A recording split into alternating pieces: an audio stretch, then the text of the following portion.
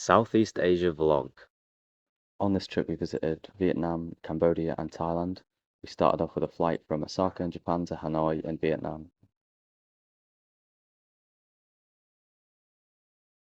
But in Hanoi we treated ourselves with a hotel room, which was a nice change from hostels, and on the evening we went out for just some dinner, which was pho, which is like a soup with noodles. The next day in Hanoi we went around the old quarter and went to get some more pho for lunch, and I had a little nibble of this chili and James went for a full chunk of it.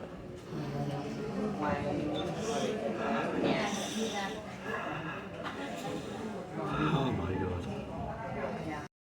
We wandered around the lake and went to the shrine, and this was once a real turtle of this actual size that's been preserved.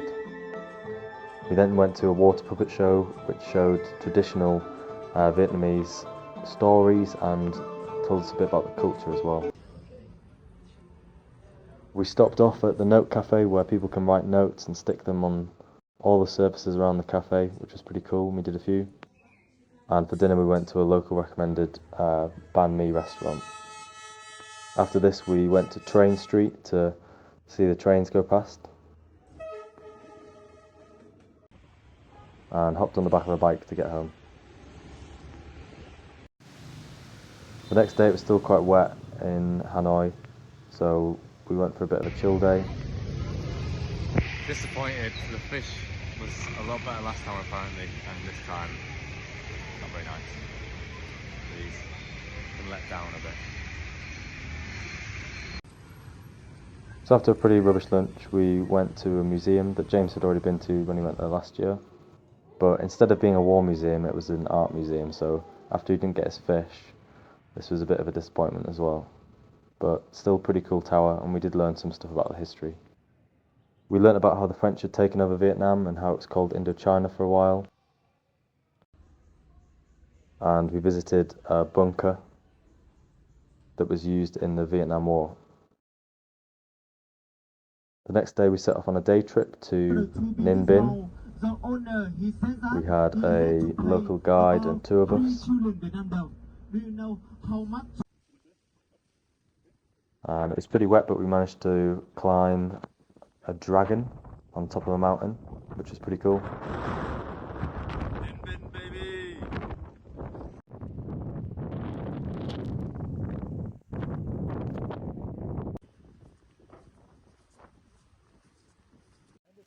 After lunch we went on a bike ride and found some more stuff out about the history of Vietnam.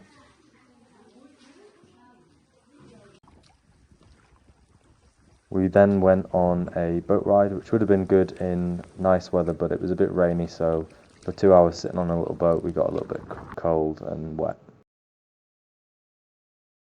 And although it's not traditional Vietnamese food, some pizza at the end of the day went down pretty well. We were planning on doing the Giang loop, but the weather wasn't very good, so we managed to find some flights to Cambodia and spent some time there. For our first full day, we went out on a day trip to visit the floating villages. These villages flood during the wet season, and during the dry season they are on stilts, or if they're floating houses then they're on barrels and they will go down to ground level. We managed to take a nice little boat ride and go closer into the village, and finished off the day with a really nice sunset view from the lake. In Siem Reap there was a big festival because it was the end of the wet season, and it was then on for the 3 days that we were visiting Siem Reap, so we picked a good time to visit. I'm not too sure what was going on here. And next day we headed out to visit the famous Angkor Wat temple. This was built at the centre of the Khmer Empire, and the Khmer people are the Cambodian people in this area. A lot of these temples were built around the 13th century, but the Khmer Empire declined after this and a lot of the temples became abandoned. It was originally built as a Hindu temple, but later on it became a Buddhist temple as more Buddhists entered the area. Our guide told us about some of the different stories that were depicted on the walls. We visited a few more temples throughout the day. Some of the temples needed renovating after they'd been neglected for so many years. There were a lot of trees that had grown through the temples and broken the temples apart. This tree was used in one of the Tomb Raider movies. And we finished off at a final temple for a sunset view. The next day we made some bracelets on the morning before we set off to get a flight back to Hanoi. We spent a few days just sort of chilling out and taking it a bit more easy. We visited the War Museum that had been relocated to a new area that James visited last year. It told us a bit more about the Vietnam War and also the war that they had with the French.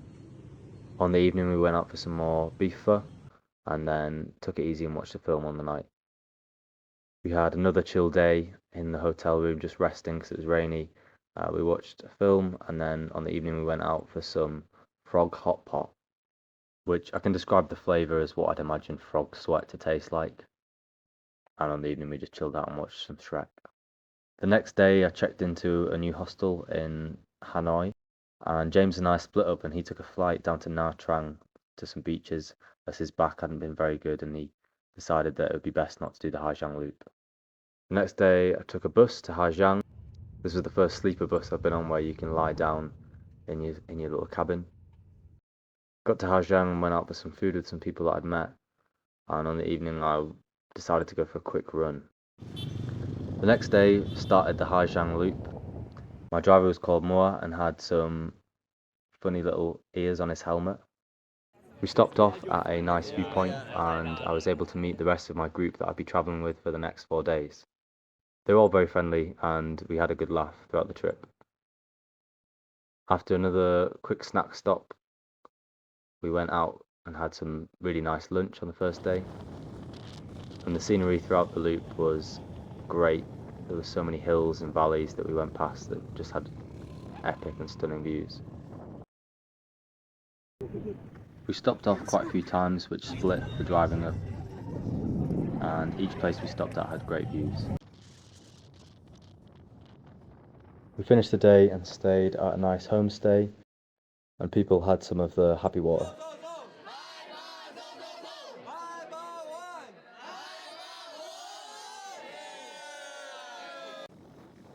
The next day once again had some amazing views whilst we were driving, and I forgot my sunglasses, but someone thankfully lent me a spare pair that they had, and it was quite dusty, so a little bandana came in handy as well. We went past lots of valleys and smaller farming villages, and even though we sat on the back of the bike, we were pretty hungry every time we got to lunch. After some lunch we went on a short hike where there were some great viewpoints. I took a lot of videos and pictures throughout the loop, and I'm not entirely sure what the order was, but I tried to fit them all in.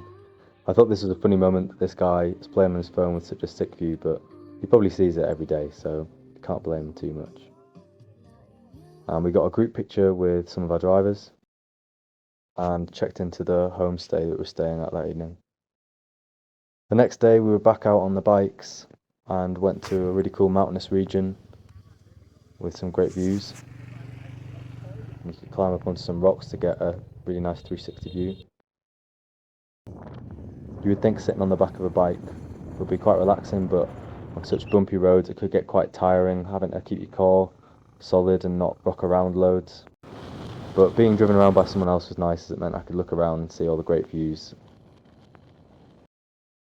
It could get pretty hot during the day, and after some food, a little nap was needed on the tennis court.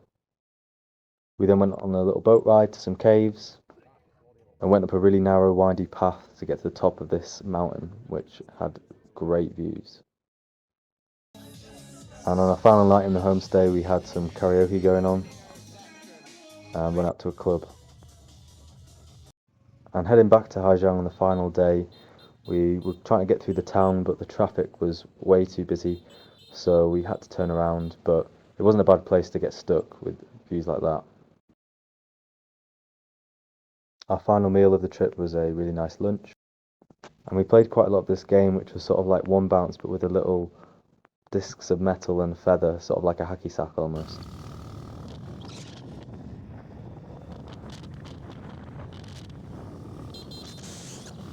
We stopped off at a nice waterfall for a swim, even though it's pretty cold. And after some more traffic, we eventually got back to Giang, where we went out for food.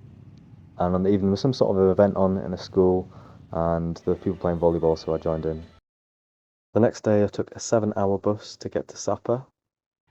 And on the evening, I met up with the guys that I was on the loop with. We went to a gaming cafe and had some food. It was quite rainy whilst I was in SaPa, so I thought maybe there'll be a piano I could play. It's a fake piano. Disappointing. I ran up to it like, oh, piano, but it's not real, so I'm gonna try and find a real one somewhere. And I did find one in a hotel that a really friendly host let me play for free.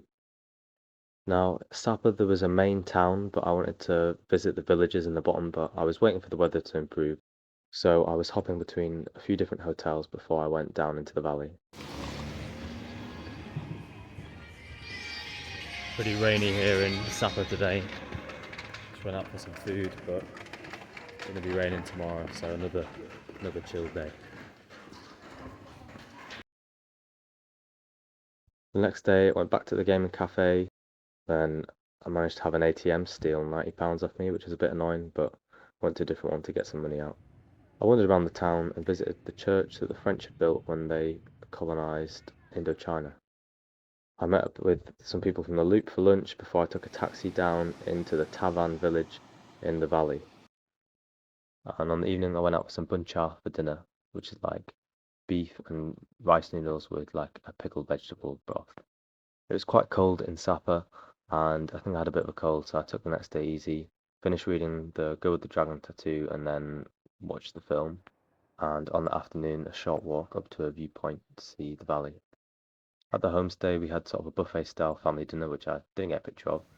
But the next day, went out on a 6-hour group hike, saw lots of nature, went through bamboo groves, saw the buffalo spiders. It was quite muddy along here, so my shoes got caked. When we got to the high points in the valley, it cleared up a bit, giving great views. Saw some ducks. Coming down the mountain, both fell over. We stopped off for some lunch and saw a watermill, and I then had a go at doing some milling myself, but unfortunately the mill broke. Oh no. So that's how I ended up buying a bottle holder. We then followed a path along by the side of a river, saw some more buffalo, and for dinner I just went out with people from the hostel to a local restaurant for some nice food and played some pool and cards. And I made some plans for the next day to meet up with some Americans. There were a lot of dogs in the area. I think most of them were pet, but they were all just allowed to just roam around. We took a taxi and then a cable car up to the top of Fansipan. It was then a short walk up to the top with some Buddha statues, and we were above the clouds, so even though it was cloudy, you could still see the tops of some of the mountains.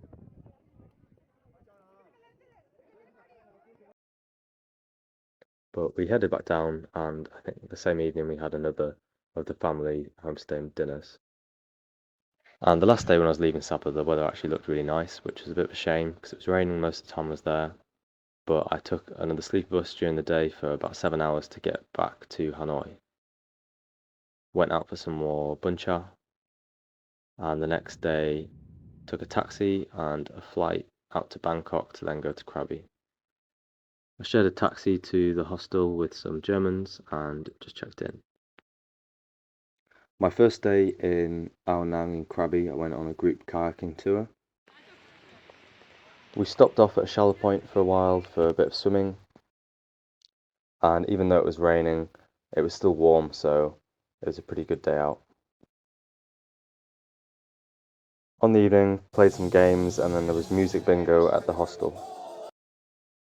Second day in Krabi, had some breakfast, and I went out on a day trip with some people that I'd met online out to Tiger Temple. The temple was very beautiful and I think it was quite modern.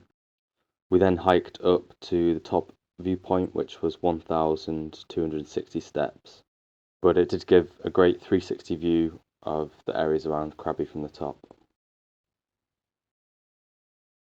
And this was the people that I went out on the day trip with. We went down to have a look around the tiger caves, but we didn't see any tigers, and then we walked back through the jungle. And on the evening, we just went out for some dinner.